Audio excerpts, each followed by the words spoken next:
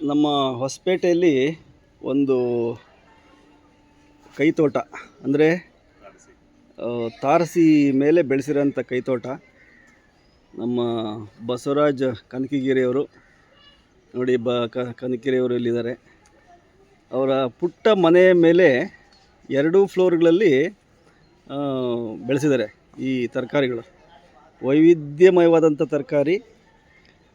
ಅದರಲ್ಲಿ ವಿಶೇಷ ಅಂದರೆ ವೇಸ್ಟಾಗಿ ಬಿದ್ದಂಥ ಕೆಲವು ಬಿನ್ನು ಮತ್ತು ಕವರು, ಡ್ರಮ್ಮು ಅದನ್ನೆಲ್ಲ ಕತ್ತರಿಸಿ ಮಾಡಿರೋಂಥದ್ದು. ಈಗ ಅವ್ರ ಜೊತೆ ಸಣ್ಣದಾಗಿ ಮಾತಾಡೋಣ. ನಮಸ್ಕಾರ ಬಸವರಾಜರೇ. ನಮಸ್ಕಾರ ಸರ್. ಬೇಳಿ ತಮ್ಮ ಪರಿಚಯ. ಸರ್, ನನ್ನ ಹೆಸರು ಬಸವರಾಜ್ ಕನಕಗಿರಿ ಅಂತೇಳಿ. ನಾನು KVಯಲ್ಲಿ ಲೈನ್ ಮ್ಯಾನ್ ಇದ್ದೀನಿ ಸರ್. ನನಗೂ ಈ ಕೃಷಿ ಬಗ್ಗೆ ನಾವು ಮೊದಲು ಕೃಷಿಕರೇ. ನಮ್ಮ ಊರು ಕನಗಿರಿ, ಹಳ್ಳಿಯಿಂದ ಬಂದಂದರು. ನಾವು ಇನ್ನೊಬ್ರು ಮನೆಯಲ್ಲಿ ಗಿಡಗಳು ಬೆಳೆಸೋಕೆ ಅವ್ರ ಮನೆಗೆ ಕೆಲಸ ಮಾಡ್ತಾ ಮಾಡ್ತಾ ಗಿಡಗಳು ಬೆಳೆಸಿದ್ರು. ಅವಾಗಿಂದ ಆಸಕ್ತಿ ಇನ್ನೂ ಜಾಸ್ತಿ ಆಯಿತು. ಮತ್ತು ಅದೇ ರೀತಿಯಾಗಿ ನಾನು KVಯಲ್ಲಿ ಸೇರ್ಕೊಂಡ ನಂತರ ನಾವು ಇತ್ತೀಚೆಗೆ ಒಂದು 8-10 ವರ್ಷದಿಂದ ನನಗೆ ಈ ಪರಿಸರ ಬಗ್ಗೆ ಕಾಳಜಿ ಸ್ವಲ್ಪ ಜಾಸ್ತಿ ಆಯಿತು. ಯಾಕಂತಂದರೆ ಇವತ್ತು ದಿನದಲ್ಲಿ ಎಲ್ಲರೂ ನಾವು ಹೇಳ್ತೀವಿ ಹಂಗೆ ಮಾಡ್ಬೇಕು ಹಿಂಗೆ ಮಾಡ್ಬೇಕು, ಮತ್ತು ನಮ್ಮಿಂದ ಯಾಕೆ ಪ್ರಾರಂಭ ಮಾಡಬಾರ್ದು ಅಂತೇಳಿ ನಾವು ಪ್ರಾರಂಭ ಮಾಡಿದ್ವಿ. ಮತ್ತು ಇನ್ನೊಂದು ವಿಚಾರ ಹೇಳ್ಬೇಕಂದ್ರೆ, ಈ ನಮ್ಮ KVಯವರು ಇತ್ತು ನಮ್ಮ ಸಹೋದರರು ಕೆಲವು ಕಡೆ ನಾವು ಗಿಡಗಳು ಕಡಿತಿದ್ವಿ. ಉದ್ದೇಶಪೂರ್ವಕವಾಗಿ ಅಲ್ಲ, ಅದು ಆ್ಯಕ್ಚುಲಿ ಉದ್ದೇಶಪೂರ್ವಕವಾಗಿ ಅಲ್ಲ. ಅದನ್ನ ಇನ್ನೊಬ್ರಿಗೆ ತೊಂದರೆ ಆಗ್ಬಾರ್ದು ಅಂತೇಳಿ ರಂಬೆ ಕೊಂಬೆ ಕಡಿತೀವಿ ಅಷ್ಟೇ, ಬಿಟ್ಟರೆ ಬುಡ ಸಮೇತ ನಾವು ಯಾವತ್ತೂ ಕಡಿದಿಲ್ಲ. ಮತ್ತು ಇನ್ನೊಂದು ಕೂಡ ಅವ್ರಿಗೆ ಗಿಡ ಹಾಕೋರಿಗೆ ಕೂಡ ಅಡ್ವೈಸ್ ಮಾಡ್ತಿರ್ತೀವಿ, ಸಲಹೆ ಹೇಳ್ತಿರ್ತೀವಿ. ಅಂದರೆ ಸಾಧ್ಯವಾದಷ್ಟು ಲೈನ್ ಕೆಳಗೆ ಗಿಡಗಳು ಹಾಕ್ಬಾರ್ದು ಅಂತ. ಮತ್ತು ನಮ್ಮ ಸಹೋದರರು ಕಡಿದಂಥ ಕೊಂಬೆ ರಂಬೆ ಗಿಡಗಳಿಗೆ ಕೆಲವು ಸಾರಿ ಹೋದರೂ ಕೂಡ ನಾವು ಅದಕ್ಕೆ ಪರಿಹಾರ ಬೇಕಲ್ಲ, ಎಲ್ಲರೂ ನಾವು ಕಡ್ಕೊಂತ ಹೋದಪ್ಪ ಉಳಿಸೋರು ಯಾರು, ಬೆಳೆಸೋರು ಯಾರು ಅನ್ನೋ ಮಟ್ಟಿಗೆ ನನಗೆ ತಲೆಯಲ್ಲಿ ಬಂತು. ನಾನು ಕೆಲವರಿಗೆ ವಿಚಾರ ಹಂಚೋಕ್ಕೆ ಪ್ರಯತ್ನ ಮಾಡಿದೆ, ಕೇಳಿದೆ. ಅದು ಕೆಲವರು ಯಾಕೋ ಅದರ ಸರಿಯಾದ ಸ್ಪಂದನೆ ಮಾಡಲಿಲ್ಲ. ಕೊನೆಗೆ ನಾನೇ ನಿರ್ಧಾರ ಮಾಡಿಕೊಂಡೆ, ಸುಮ್ಮನೆ ಇವ್ರಿಗೆ ಹೇಳೋಕ್ಕಿಂತಲೂ ನಾವೇ ಯಾಕೆ ಮಾಡಬಾರ್ದು, ನನ್ನಿಂದನೇ ಪ್ರಾರಂಭ ಆಗಲಿ, ಸಣ್ಣದಾಗಲಿ ಅಂತಂದು ಕಳೆದ ಒಂದು 8-10 ವರ್ಷಗಳಿಂದ 5-10ರಿಂದ ಹಿಡಿದು ಒಂದು ಕೊನೆ ಲಾಸ್ಟ್ ಇಯರ್ 250 ಸಸಿಗಳು, ಅದರಲ್ಲಿ ಹೊಂಗೆ, ಬೇವಿನ ಸಸಿ ಮತ್ತು ಬಸವನಪಾದ ಮತ್ತು ಹಳ್ಳಿ, ಆಲದು, ಹುಣಸೆ, ಈ ಬಾದಾಮಿ ಗಿಡ. ಅಂದರೆ ನಾವು ಅದನ್ನ ಏನಿಲ್ಲ ಕಾಡಿಗೂ ಬೆಳೆಸ್ಬೇಕಂತಲ್ಲ, ಯಾರಾದರೂ ಅಂಗಡಿ ಮುಂದೆ, ಪಂಚರ್ ಅಂಗಡಿ ಮುಂದೆ ಮತ್ತು ಮೇನ್ ಬಜಾರ್ಗಳಲ್ಲಿ ಯಾವ್ದಾದ್ರು ಇದು ಹಾಕ್ಬೇಕಂದ್ರೆ, ಮತ್ತು ಇನ್ನೊಂದು ಅವರು ಯಾರೋ ಹೋಟೆಲ್ಗಳ ಮುಂದೆ ನೆರಳಿರಲ್ಲ, ಅವ್ರು ಬೆಳೆಸ್ಬೇಕಂತಿರ್ತಾರೆ, ಸಸಿ ಇರಲ್ಲ, ಅಂಥವ್ರ ಹತ್ರ ಅಪ್ರೋಚ್ ಮಾಡಿಕೊಂಡು ಅವ್ರ ಹತ್ರ ಹೋದಾಗೆ ಅವರು ಕೂಡ ಸಾಥ್ ಕೊಟ್ಟು ಮಾಡಿದ್ದಾರೆ. ಕಳೆದ ವರ್ಷ 250 ಸಸಿಗಳು ಮಾಡಿದ್ವಿ. ಮತ್ತು ಇನ್ನೊಂದು ವಿಚಾರ ತಮ್ಮ ಹತ್ರ ಹಂಚ್ಕೋಬೇಕು. ನಾನು ಈ ಪರಿಸರ ವಿಚಾರದಾಗೆ ನಾನು ಕಳೆದ ವರ್ಷ ಒಂದು ನಿರ್ಧಾರಕ್ಕೆ ಬಂದಿದ್ದೀನಿ. ಯಾವುದೇ ಸಭೆ ಸಮಾರಂಭ ಆಯಿತು, ಯಾವುದೇ ಒಳ್ಳೆಯದಾಯಿತು ಕೆಟ್ಟದ್ದಾಯಿತು ಕಾರ್ಯಕ್ರಮಕ್ಕೆ ಹೋದರೆ ಸಾಧ್ಯವಾದಷ್ಟು ಸಸಿಗಳನ್ನ ಕೊಡೋಕ್ಕೆ ಪ್ರಯತ್ನ ಮಾಡ್ತಿದ್ದೀನಿ. ಮತ್ತು ಅದನ್ನು ಸಸಿಗಳನ್ನ ಅವ್ರ ಕೈಯಿಂದ ನಡೆಸೋಕ್ಕೂ ಪ್ರಯತ್ನ ಮಾಡ್ತೀನಿ. ಕಳೆದ ವರ್ಷ ಬಳ್ಳಾರಿಯಲ್ಲಿ ನಮ್ಮ ಚಿಕ್ಕಪ್ಪರು ತೀರ್ಕೊಂಡಿದ್ರು. ಅವರು ತೀರ್ಕೊಂಡಂಥ ಸಮಯದಲ್ಲಿ ನಾನು ಒಂದು ಯೋಚನೆ ಮಾಡಿದೆ. ಅವರು ನಮ್ಮ ಹೊಸಪೇಟೆಯಿಂದ ನಾನು ಒಂದು ಬೇವಿನ ಸಸಿವೆಯನ್ನು ಅವ್ರದ್ದು ಸ್ಮಶಾನದ ಅವರು ಮಣ್ಣು ಮಾಡೋ ಸ್ಮಶಾನದಲ್ಲಿ ನೆಡೋಣ ಅನ್ನೋ ಮಟ್ಟಿಗೆ ಯೋಚನೆ ಬಂತು. ನಾನು ಒಯ್ದೆ. ನಾನು ಆ ಸಸಿ ಒಯ್ದಾಗ ಕೆಲವ್ರಿಗೆ ಕಣ್ಣಲ್ಲಿ ಏನೋ ಅವ್ರಿಗೆ ಒಂಥರ ಆಶ್ಚರ್ಯ ಮತ್ತು ಏನು ಇವನು ಇದು ಹೆಂಗೆ ಆಗ್ತಂದ ಅನ್ನೋ ಮಟ್ಟಿಗೆ ಅನಿಸಿತು. ಆದರೆ ನನಗೆ ಕೂಡ ಅದು ಆ ಸ್ಮಶಾನ ಗೊತ್ತಿದ್ದಿಲ್ಲ, ಹೆಂಗಿದೆ ಗಿಡಗಳದಾವ ಏನೋ ಇಲ್ಲ ಅಂತ. ಆದರೆ ದೇವದಿಂದ ಅಲ್ಲಿ ಹೋದಾಗೆ ಸುಮಾರು ಒಂದು 2.5-3 ಎಕರೆ ಸ್ಮಶಾನ ಇದೆ. ಆದರೆ ಒಂದೊಂದು ನಿಂದ್ರಕ್ಕೆ ಜಾಗ ಇಲ್ಲ.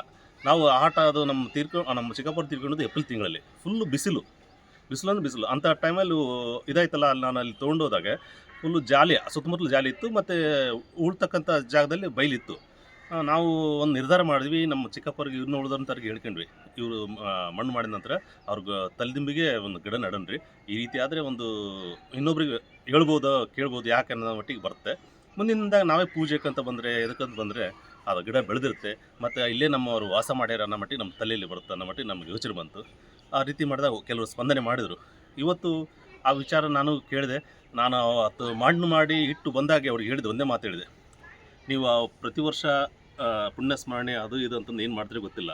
ಆ ಪುಣ್ಯಸ್ಮರಣೆ ಆಯಿತು, ಇದಾಯಿತು, ಇದು ಬೆಳೆತನ ಎಷ್ಟು ಸಾಧ್ಯ ಅಷ್ಟು ನೀರು ಹಾಕ್ರಿ.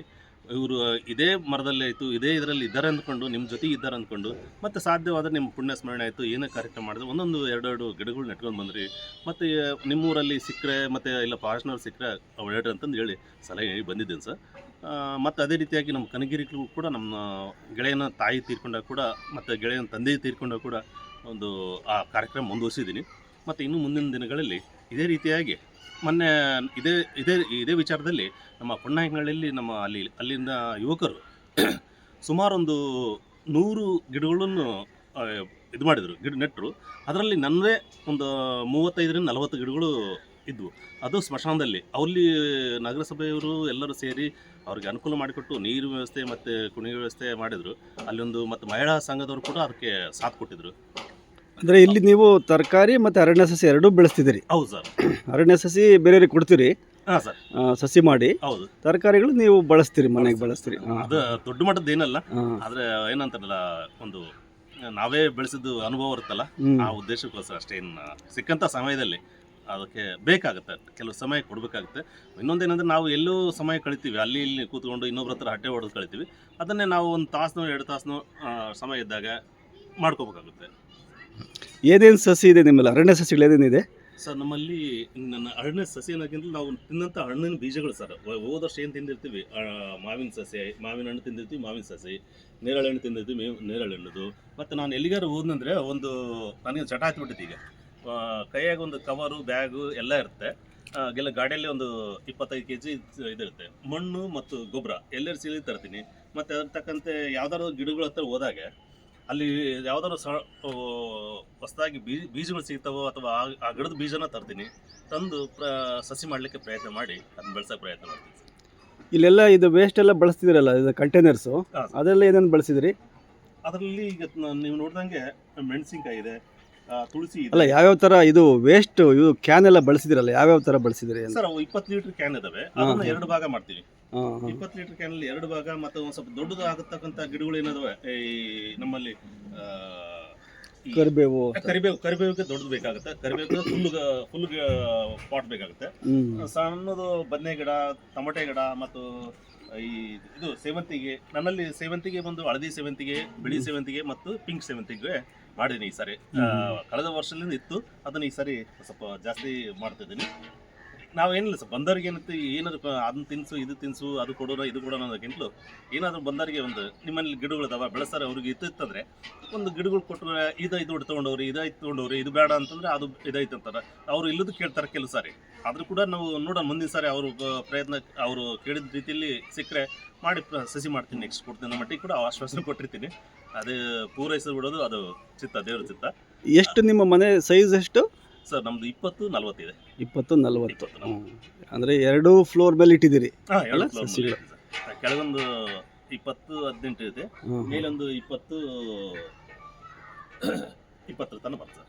ಈ ವಾಟರ್ ಬಾಟ್ಲ್ ಎಲ್ಲ ಬಳಸಿದಿರಲ್ಲ, ಸಣ್ಣ ಸಣ್ಣ, ಅದೆಲ್ಲ ಅದು ಆ್ಯಕ್ಚುಲಿ ಸರ್ ಈಗಾಗಲೇ 10-15 ವರ್ಷದಿಂದ ಇದು ಮಾಡಿದ್ವಿ ಸರ್. ಅದು ಏನಂದ್ರೆ ಈ ವಾಟರ್ ಬಾಟ್ಲ್ 2 ಲೀಟರ್ ವಾಟರ್ ಬಾಟ್ಲಲ್ಲಿ ಸುಗಂಧರಾಜ್ ಅಂತ ಹೇಳಿ, ಅದನ್ನು ಸುಗಂಧರಾಜಲ್ಲಿ ಅದರಲ್ಲೂ ಬೆಳಿಬೋದು ಅಂತ ನನಗೆ ಮನವರಿಕೆ ಆಯಿತು. ಕಳೆದ ಒಂದು 10-12 ವರ್ಷದಿಂದ ಕೂಡ ಸುಗಂಧರಾಜ ಹೂವಿನ ಇದು ಮಾಡಿದೆ. ನಮ್ಮಲ್ಲಿ ಸುಗಂಧರಾಜಗೆ ಮತ್ತು ಜೊತೆಗೆ ಕನಕಾಂಬರ ಮತ್ತು ಕಣಗಿಲಿ ಮತ್ತು ಅದೇ ರೀತಿಯಾಗಿ ನಮ್ಮಲ್ಲಿ ಇತ್ತೀಚೆಗೆ ನಾನು ಕಳೆದ 2 ವರ್ಷದಿಂದ ಲಿಂಬೆಹಣ್ಣು ಅಂತಾರೆ, ಬಾಟಲ್ ಬೆಳಿತಾವೆ ಇಲ್ಲ ಅಂತ ನಮ್ಮ ಮನೆ ಬೈತಿದ್ರು. ಏನಿದೆ ತಂದು ಹಾಕಿದ್ರೆ ಒಂದು ಗಿಡ ಹಣ್ಣು ಬಿಟ್ಟೆಲ್ಲ. ನಾನಂತಿದ್ದೆ ಯಾವುದಕ್ಕೂ ಮನುಷ್ಯ ಮಾತ್ರ ಹೊಡೆದನೆಲ್ಲ ಗೊತ್ತಿಲ್ಲ, ಆದರೆ ಪ್ರಕೃತಿ ತನ್ನ ಸಮಯ ತಕ್ಕಾಗಿ ಏನು ಹೂವು ಬಿಡಬೇಕು, ಏನು ಹಣ್ಣು ಕಾಯಿ ಬಿಡಬೇಕು ಬಿಡುತ್ತೆ, ತಳ್ಕೊ ಅಂತಂದು ಹೇಳ್ತಿದೆ. ಆದರೂ ನಮ್ಮ ಮನೆಯವರು ಇದು ಮಾಡ್ತಿದ್ರು. ಆದರೆ ಈ ವರ್ಷ ನನ್ನ ಮನೆಯಲ್ಲಿ ಸುಮಾರು ಒಂದು 15-20 ಕಾಯಿ ಬಿಟ್ಟಿದೆ. ಈ ಬಾಟಲ್ 2 ನಿಂಬೆ ಇದೆ ಅಲ್ಲ, ಅಲ್ಲಿ 2 ನಿಂಬೆ ಗಿಡ ಇದೆ. ಇದರಲ್ಲಿ ಏನಂತೆ ಈ ಕಸಿ ಇದ್ದದು, ಇದನ್ನ ನಾವು ಮಾಮೂಲಿ ತಿಂದು ಬೀಜದ್ದು, ಅದು ಇದಾಗಿದೆ. ಈ ಸಾರಿ ಇದು ಹೂ ಬಿಡ್ತಿದೆ. ಕರಿಬೇವು ಕೂಡ ಹಾಕಿದ್ರಿ? ಕರಿಬೇವು ಕೂಡ ಹಾಕಿದ್ರಿ. ಪಾಟಲ್ ಕೂಡ ಬೆಳಿಬೋದು. ನಾನು ನೋಡ್ತಾ ಇದ್ದೆ ಸರ್, ಯೂಟ್ಯೂಬಲ್ಲಿ ಆಯ್ತು, ಬೇರೆಯವ್ರ ಮನೆಯಲ್ಲಿ ಹೋದಾಗ ನೋಡಿದ್ದೆ. ತಾರಸಿ ತೋಟ ನನಗೂ ಅದು ಇತ್ತೀಚೆಗೆ ಅಂತ ಅದೊಂಥರ ಹುಚ್ಚ ಅಂತಾರಲ್ಲ, ಅದೊಂದು ಹತ್ತಿದೆ. ಅಪರೂಪದ ತರಕಾರಿಗಳಿದೆ ನಿಮ್ಮಲ್ಲಿ? ಅಪರೂಪದ ತರಕಾರಿಗಳು ಸರ್? ಅಪರೂಪದ ತರಕಾರಿ ಅಂತ ನನಗೆ ಅದು ಏನು ಇದಾಗ್ತಲ್ಲ. ಕಳೆದ ಬಾರಿ ನಮ್ಮ ಕಾಮನೂರು ಮಲ್ಲಾಪುರ ಹತ್ರ ಕೆಲವು ಚತುರ್ಭುಜ ಅವರೇ, ಕತ್ತಿ ಅವರೇ ಮತ್ತು ಅವರೆಕಾಯಿ ಅಂತ ಬೀಜ ತಂದಿದ್ದೆ, ಅದನ್ನು ಕೂಡ ಬೆಳೆಸಿದ್ದೀನಿ. ಅದನ್ನಂತೆ ಒಂದು ಸ್ವಲ್ಪ ಬಳ್ಳಿ ರೂಪದಲ್ಲಿ ಬೆಳೆಯೋಕ್ಕೆ ಸುತ್ತಮುತ್ತಲೆಲ್ಲ ಕಟ್ಟಿಗೆ ಬಿದಿರು ಕಟ್ಟಿಕೊಂಡು ಬೆಳೆಸ್ತಾ ಇದ್ದೀನಿ.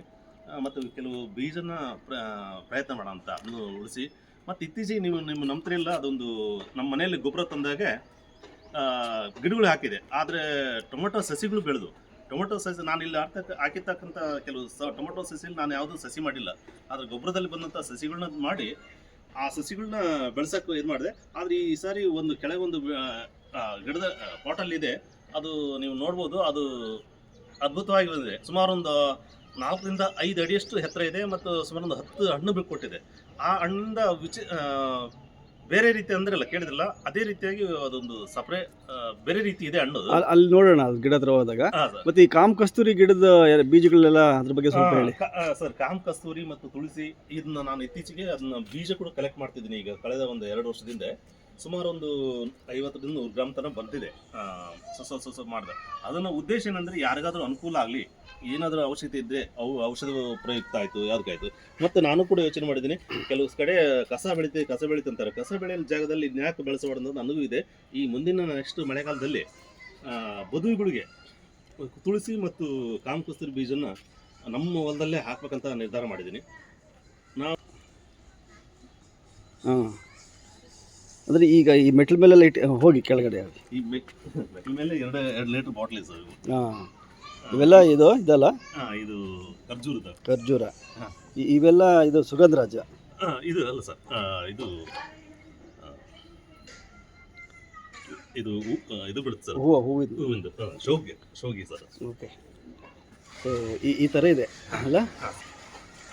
ಇದು ಕೂಡ ಬರುತ್ತೆ ನೋಡಿ. ಇದು ಮೊದಲನೇ ತಾರಸಿ, ಅಲ್ಲಿ ಕೂಡ ತುಂಬ ಗಿಡಗಳು ಬೆಳೆದಿದ್ದಾರೆ ನೋಡಿ. ಇದು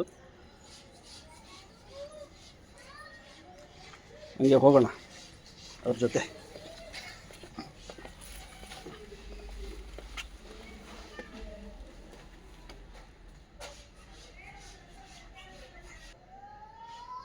ಇದು ಟೊಮೊಟೊ. ಇದು ಟೊಮೊಟೊ ಸರ್. ಇದು ಆ್ಯಕ್ಚುಲಿ ಗೊಬ್ಬರದಲ್ಲಿ ಸಿಕ್ಕಂಥ ಸಸಿ. ಇದು ನಾನೇನು ಹಾಕಿಲ್ಲ, ಆದರೆ ವಿಶೇಷವಾಗಿದೆ. ನೀವು ಕೇಳ್ದಂಗೆ ಟೊಮೊಟೊನೂ ವಿಶೇಷವಾಗಿದೆ. ಅದೇ ಒಂದು ಆಪಲ್ ಥರ ಇದೆ ಅದು ನೋಡೋದಕ್ಕೆ ಅಲ್ಲ, ಸೇಬು ಥರ. ಅದನ್ನು ಈ ಸರಿ ಬೀಜ ಅನ್ಕೊಂಡಿದ್ದೀನಿ. ಸೊ ಇಲ್ಲೆಲ್ಲ ಸಸಿ ಮಾಡಿದ್ದೀರ? ಇವೆ ಕಾಡು ಇವು ಕೆಲಸಕ್ಕೆ, ಮನೆ ಮುಂದೆ ನೆಡಲಿಕ್ಕೆ, ಅಂಗಡಿ ಮುಂದೆ ನೆಡಲಿಕ್ಕೆ, ಹೊಂಗೆ, ಬಾದಾಮಿ ಗಿಡ, ಬೇವಿನ ಸಸಿಗಳು, ನೇರಳೆಹಣ್ಣಿನ ಸಸಿ, ಇದು ಹಲಸು, ಇದು ಮಾವು.